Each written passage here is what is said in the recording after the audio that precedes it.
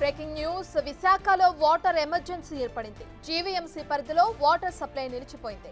Water supply ఉద్యోగులు సమ్మెలో ఉండటంతో జీవీఎంసీ అధికారులు ప్రత్యామ్నాయ ఏర్పాట్లు చేస్తున్నారు. సచివాలయ ఇమ్యూనిటీ సెక్రటరీలకు వాటర్ సప్లై చేసే బాధ్యతలు అప్పగిస్తూ ఏసీ సర్క్యులర్ ఇచ్చింది. ఇక అటు జీవీఎంసీ వాటర్ సప్లై విభాగంలో సెలవులు రద్దు చేశారు అధికారులు. గతంలో పనిచేసిన వారిని తీసుకొచ్చి వాటర్ సప్లై చేసేందుకు ప్రయత్నిస్తున్నారు అధికారులు.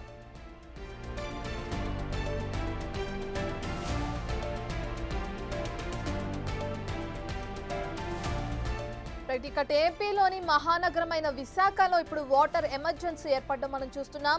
జీవీఎంసీ పరిధిలో వాటర్ సప్లై నిలిచిపోయింది. ఇక వాటర్ సప్లై చేసే ఉద్యోగులు ఎవరైతే ఉన్నారో వాళ్ళు సమ్మె చేస్తున్నారు. ఇక ఆ సమ్మెలో వాళ్ళందరూ ఉండడం కారణంగా జీవీఎంసీ అధికారులు దీనికి అంటే ఈ వాటర్ సప్లైకి సంబంధించి ప్రత్యామ్నాయ ఏర్పాట్లు చేస్తున్నట్లు కూడా మనకు తెలుస్తుంది.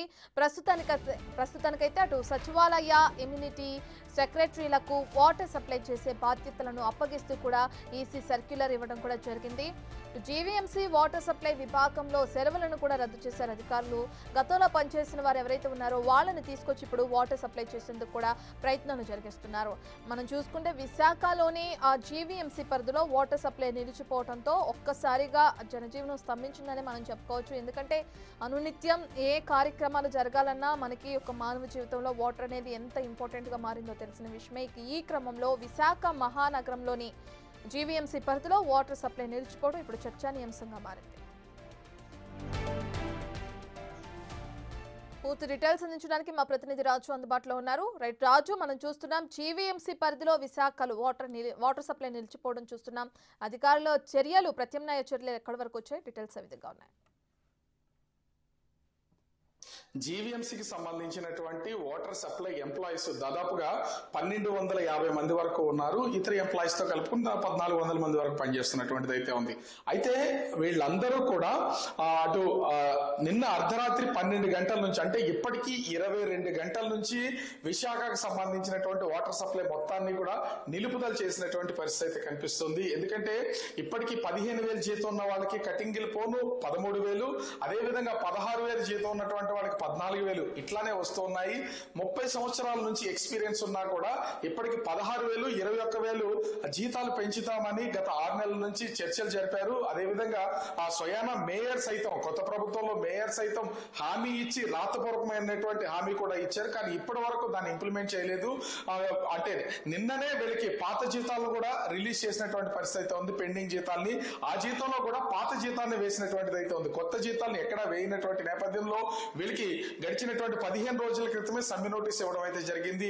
నిన్న అర్ధరాత్రి నుంచి అటు ముఖ్యంగా చూస్తే దాదాపుగా 170 మంది వరకు సమ్మెలు అయితే ఉన్నటువంటి పరిస్థితి ఉన్నాయి. మిగిలినటువంటి వాళ్ళు స్వీపర్లు, ఇతర ఉద్యోగులు, వాళ్ళు టెక్నికల్ వర్క్ కి సంబంధించినటువంటి వాళ్ళు కాదు.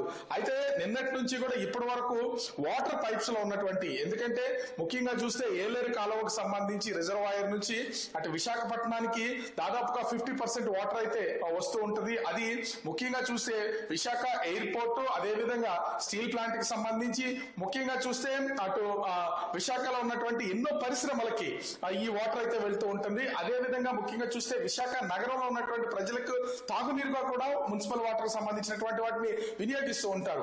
నిన్న 12 గంటల నుంచి వాటర్ సప్లై ఉద్యోగులు దాదాపుగా 1200 మంది సమ్మెలోకి వెళ్ళినటువంటి నేపథ్యంలో మరొక దాదాపుగా 3 నుంచి 4 గంటల సమయంలో వాటర్ కనుక రిలీజ్ చేయకపోతే మొత్తం విశాఖ నగరంలో ఉన్నటువంటి పరిశ్రమలు, ప్రజలకు మొత్తం అందరికి కూడా నీళ్లు ఆగిపోయే పరిస్థితి ఉంటుంది. ఎందుకంటే ఏలేరు రిజర్వాయర్ నుంచి అదే విధంగా మరొక 3-4 రిజర్వాయర్లకు సంబంధించినటువంటి వాటి నుంచి పైప్స్ ద్వారా వాటర్ అయితే వస్తూ ఉంటది.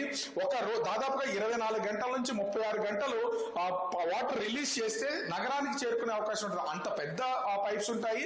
అదే విధంగా ప్రయాణం దాదాపుగా 100 కిలోమీటర్ల నుంచి 200 కిలోమీటర్లు జర్నీ చేసి రావాలి వాటర్ ఫ్లో అవుతూ వస్తున్నటువంటిది.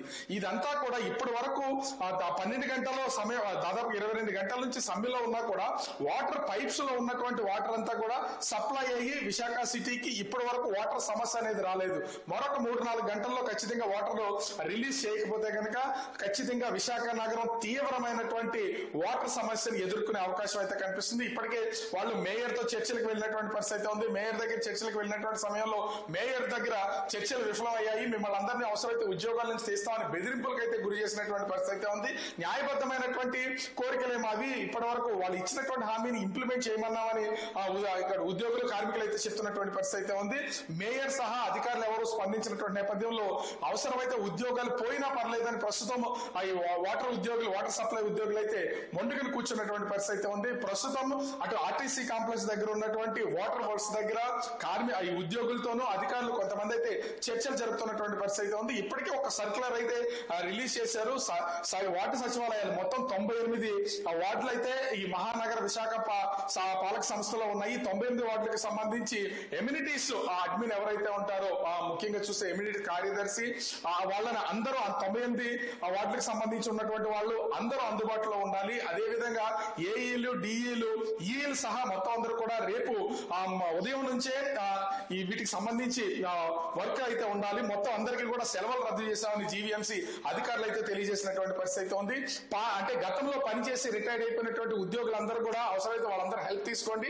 ఇప్పుడు ఉన్నటువంటి 1200 మంది ఉద్యోగుల్ని ఇతర వాటిలో పనిచేస్తున్నటువంటి మరొక 200 మంది ఉద్యోగులు కూడా తొలగిస్తామనే విధంగా ఇప్పుడు మేయర్ అదే విధంగా జీఎంసీకి సంబంధించినటువంటి అధికారి యంత్రాంగం అయితే వాళ్ళకి పరోక్షంగా హెచ్చరికలు జారీ చేస్తున్నటువంటి పరిస్థితి అయితే ఉంది. కానీ మొత్తం ఉద్యోగులందరూ కూడా ఎట్టి పరిస్థితుల్లో మేము ఉద్యోగానికి వెళ్లే ప్రసక్తి అయితే లేదు, మా సమస్యను పరిష్కరించాలి అని వాళ్ళందరూ కూడా భీష్మించి కూర్చున్నారు. చర్చలు అయితే కొనసాగుతున్నాయి. చర్చలు సఫలమైతే కనుక విశాఖ ప్రజలు రేపు అటు కార్పొరేషన్ కి సంబంధించి 98 వాటికి నీళ్లు అయితే సరఫరా అయ్యే అవకాశం అయితే ఉంటుంది. చర్చలు కనుక విఫలమైతే తీవ్రమైనటువంటి నీటి ఎద్దడిని ఎదుర్కొనే అవకాశం అయితే ఉంది. ఇప్పటికే ఇది సీఎం దృష్టికి కూడా వెళ్ళినటువంటి నేపథ్యం అయితే ఉంది. ఇంటెలిజెన్సీ నుంచి కూడా అటు అధికార యంత్రాంగానికి అదేవిధంగా జిల్లా కలెక్టర్ కి వీళ్ళందరికీ సమాచారం ఇచ్చి ఎదుర్కొనబోయే పెద్ద సమస్య గురించి, ఎందుకంటే గడిచినటువంటి 30 సంవత్సరాల్లో విశాఖ నగరానికి సంబంధించి ఈ స్థాయిలో ఏ ఒక్కరు కూడా సమ్మెకి దిగినటువంటి పరిస్థితి లేదు. వాటర్ సమస్య కూడా వచ్చినటువంటిది అయితే లేదు. హుదూద్ లాంటి సమయంలో కూడా వాటర్ ప్రతి ప్లేస్ కి సరఫరా అయితే జరిగినటువంటి పరిస్థితి అయితే ఉంది. కానీ ఇప్పుడు మొత్తం కార్మికులందరూ కూడా ఈ సమ్మె చేస్తున్నటువంటి నేపథ్యంలో తీవ్రమైనటువంటి వాటర్ సమస్య ఎదుర్కొనే అవకాశం అయితే కనిపిస్తుంది. ముఖ్యంగా చూస్తే ఒకవేళ గతంలో పనిచేసినటువంటి అంతమంది ఎంప్లాయీస్ వీళ్ళకి దొరకనటువంటి పక్షంలో అంటే జీవీఎంసీలో పనిచేస్తున్నటువంటి ఇతర ఇంజనీర్లు కనుక ఈ వాటర్ ని రిలీజ్ చేయడం, వాటిని ఆఫ్ చేయడం, ఇట్లాంటి కార్యక్రమాలు చేయడానికి ప్రయత్నం చేస్తే ఎంత మోతాదులో వాటర్ రిలీజ్ చేయాలి, ఎక్కడెక్కడ రిలీజ్ చేయాలనేది ప్రస్తుతం వర్క్ లో ఉన్నటువంటి వాళ్ళకే తెలుస్తుంది. ఒకవేళ అధికంగా లోడ్ కనుక ఎక్కువైతే కొన్ని చోట్ల పైపులు లీకేజ్ తో పాటుగా పైపులు బ్లాస్ట్ అయ్యే అవకాశం ఉంటుంది. వాటన్నింటినీ పరిగణలోకి తీసుకుని ఈ వాటర్ సమస్య అనే దాన్ని పరిష్కరించాల్సినటువంటి పరిస్థితి ఉంది. ఇది ఒక పెద్ద సమస్యగా ఉంది. కానీ మరి ఎందుకు అధికారులు తాసారం చేస్తున్నారో అర్థం కానటువంటి పరిస్థితి ఉంది. మధ్యాహ్నం మేయర్ తో సమావేశం అయిన తర్వాత చర్చలు అయితే విఫలమయ్యాయి. మేయర్ సైతం 1200 మంది ఎంప్లాయీస్ ని హెచ్చరికలు జారీ చేశారు. మీరు ఉద్యోగాలకు రాకపోతే ఉద్యోగాలన్నీ మిమ్మల్ని తీసివేస్తాం, రద్దు చేస్తామని చెప్పినటువంటి పరిస్థితి ఉంది. అందరూ అవుట్ సోర్సింగ్ ఉద్యోగులు. సహజంగా ఏ సమ్మె జరిగినా కూడా పర్మనెంట్ ఎంప్లాయీస్ తో పాటుగా అవుట్ సోర్సింగ్ ఉద్యోగులు ఉంటారు. కానీ ఇక్కడ మొత్తం అందరూ వాటర్ సప్లై వర్క్ లో చేస్తున్నటువంటి వాళ్ళందరూ కూడా అవుట్ సోర్సింగ్ ఉద్యోగులు కావడంతో మొత్తం అందరూ కూడా ఒకే మాట మీద ఉన్నటువంటి పరిస్థితి అయితే ఉంది. ప్రస్తుతం అయితే చర్చలు అయితే కొనసాగుతున్నాయి. మరి కొద్దిసేపట్లో ఈ చర్చలు విఫలమవుతాయా సఫలమవుతాయా తెలిసే అవకాశం అయితే ఉంది. ఇప్పటికి 22 గంటల నుంచి వాటర్ మొత్తం అనేక రిజర్వాయర్ల నుంచి పైప్ లైన్ లో రావడం అనేది ఆగిపోయినటువంటి పరిస్థితి ఉంది. ఒకవేళ ఆ పైపులు కనుక రిలీజ్ చేయకపోతే రేపు 6 గంటల తర్వాత మొత్తం విశాఖ నగరం అంతా వాటర్ ఎద్దరిని ఎదుర్కొనే అవకాశం అయితే కనిపిస్తూ ఉంది. Right, thank you Raju.